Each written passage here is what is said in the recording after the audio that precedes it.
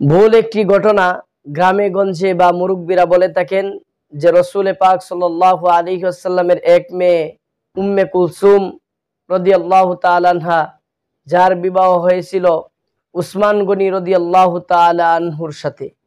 উনি অত্যন্ত ধনী ছিলেন। আর রাসূল সাল্লাল্লাহু আলাইহি ওয়াসাল্লামের আরেক মেয়ে ফাতিমা রাদিয়াল্লাহু তাআলা আনহা, যার বিবাহ হয়েছিল হযরত আলী রাদিয়াল্লাহু তাআলা আনহুর সাথে। তে আলী রাদিয়াল্লাহু তাআলা আনহু গরিব ছিলেন, আর উম্মে কুলসুম রাদিয়াল্লাহু তাআলা আনহার স্বামী হযরত উসমান রাদিয়াল্লাহু তাআলা আনহু অত্যন্ত ধনী ছিলেন। এজন্যই একদিন উম্মে কুলসুম সবাইকে দাওয়াত করেছিলেন, কিন্তু তার বোন গরিব হওয়ার কারণে, কাপড় চোপড় ভালো না থাকার কারণে তার বাড়িতে দাওয়াত করেন নাই। এজন্য ফাতেমা রাদিয়াল্লাহু তাআলা আনহা অত্যন্ত কষ্ট পেয়েছিলেন মনের মাধ্যমে। এই যে একটা ভুল ঘটনা, এটা কোনো রিসালাতে, কোনো সিরাতে পাওয়া যায় নাই, কোনো কোরআন হাদিসে পাওয়া যায় নাই। এমন একটা ভুল ঘটনা, যে ঘটনাটা কোরআন হাদিসে তার কোনো ভিত্তি নেই।